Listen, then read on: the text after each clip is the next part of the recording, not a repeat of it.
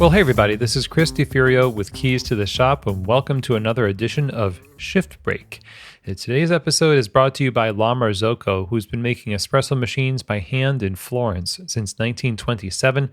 That's nearly 100 years of serving the specialty coffee community, the retail community, with some of the most innovative, beautiful, and most importantly, dependable espresso machines. Things like the KB90 with the straight-in locking portafilters that demonstrates their commitment to innovation for the benefit of the end user. They have machines like, of course, the classic Linea that is known and loved the world over, as well as manual equipment like the Leva or the PB, the Linea PB, one of my personal favorites, which has the aesthetic of the Linea, but also the modern espresso extraction technology that allows the barista to have ultimate control over their shots. And there's many more types and sizes of espresso machines that La Marzocco has that will fit your coffee shop perfectly. Visit them at lamarzocco.usa.com. But better yet, reach out and talk to one of their salespeople today by emailing info@lamarzocco.usa.com. Today's episode is also brought to you by Rattleware. You can find them at rattleware.com if you are in the market for smallwares in your coffee shop. You want a host of different little things that make a big difference that are designed to just work. The smallwares of a coffee shop work in the background to support the business, to create those moments that your customers depend upon and that you depend upon. So Rattleware has been doing this for a long time with their pitchers, their shot glasses, and everywhere in between. Go to rattleware.com and learn more today and invest in smallwares that just work. Rattleware.com. Okay, everyone. Well, today I wanted to talk to you about one of the best marketing strategies that you could possibly ever invest into. This is a conversation that's had every single day. People are trying to hack this system. People are trying to figure out, how can I market so that people find me and buy my product? How can I buy ads on Facebook or do things on Instagram? How can I go and create media? This is a constant question because we hang our shingle up, as they say, and we hope that people show up. And usually it doesn't work that way, though. And, location is so important in a coffee shop. Not all of us have amazing locations. I have lots of people that I've worked with and am talking to where, it takes a little bit of finding out where the business is, because all the best places tend to be taken for the foreseeable future. And so there is a little bit of legwork that needs to be done. But the first response that we have is, well, we need to go out and advertise. And that's not wrong. It's not wrong to be engaged with Instagram. That's what you should do. It's not wrong necessarily to have paid ads. Some will be more effective than others. It's not wrong to have a marketing campaign, but if you do all of those things that are meant to sort of put the bat signal up and have people see, hey, there's a coffee shop here, come on down, but you don't go out to them, then you're probably not engaging in the most effective form of marketing there is, which is relationships.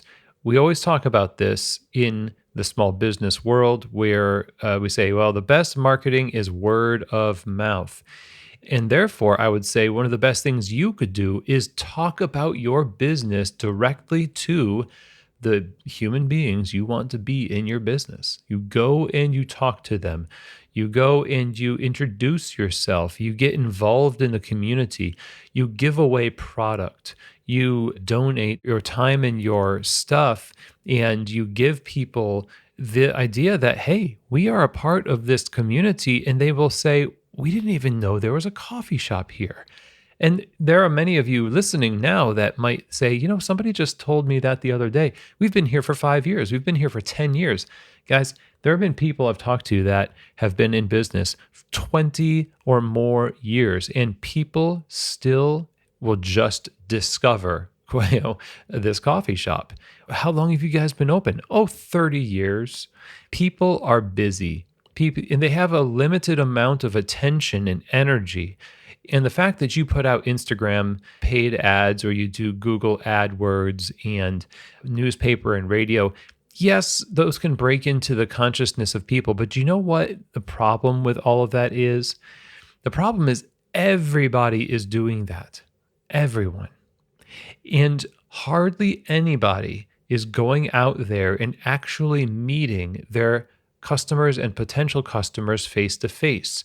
And if you have the discipline to regularly go outside your four walls and meet people and talk about your business, serve the community, give away product, create a draw to your business where you get outside the four walls of your store, then you win. And this is one of the reasons why it's so powerful that people have a mobile expression of their business.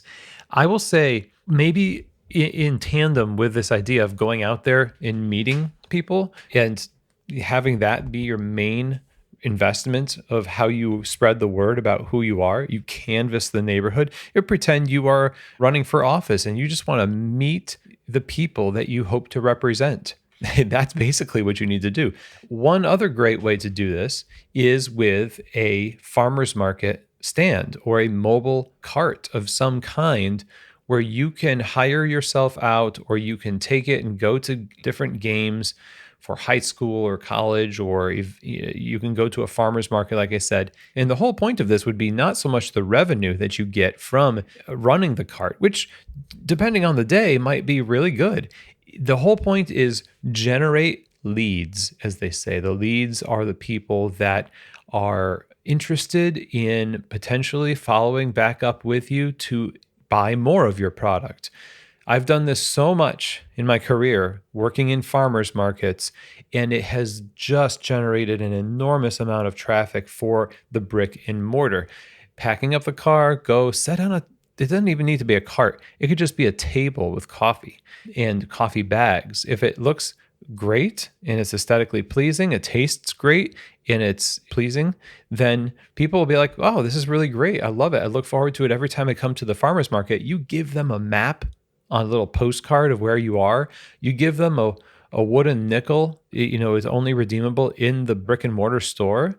We have one of our key holder coaching group members that is doing this right now, and it will be generating a interest from the farmers market events that will drive traffic to the brick and mortar.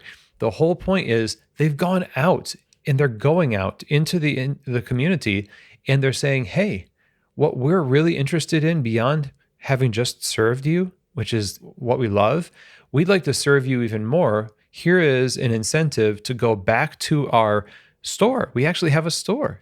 And you can use this free coffee, wooden nickel or token or card or something.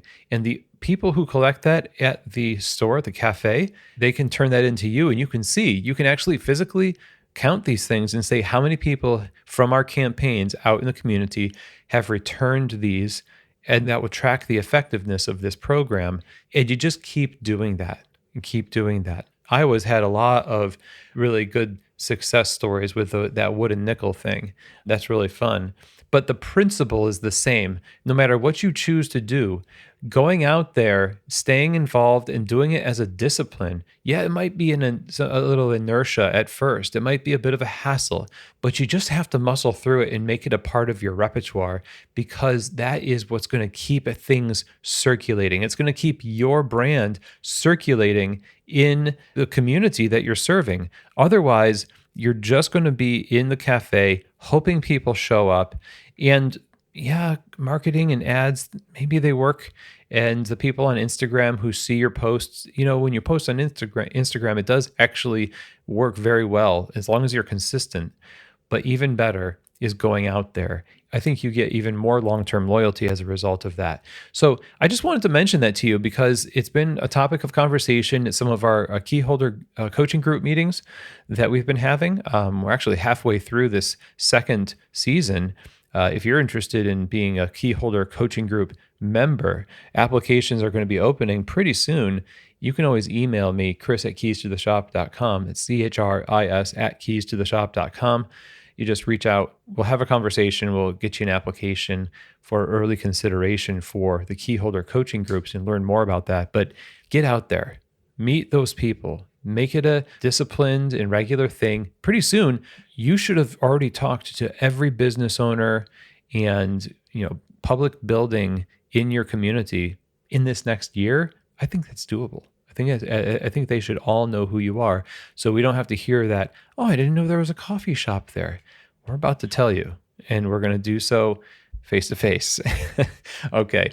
Anyway, thanks so much, everyone. I really appreciate you supporting the show. Don't forget to share these episodes on social media. That's probably the number one way the word gets out about the existence of Keys to the Shop. Speaking of getting out there and getting to show people who Keys to the Shop is, you are the people spreading that message. So thanks for all of you who do share on social media and with your team and other forums. I am in your debt for sure. So thanks again, and I will see you here next week on another edition of Shift Break, from Keys to the Shop.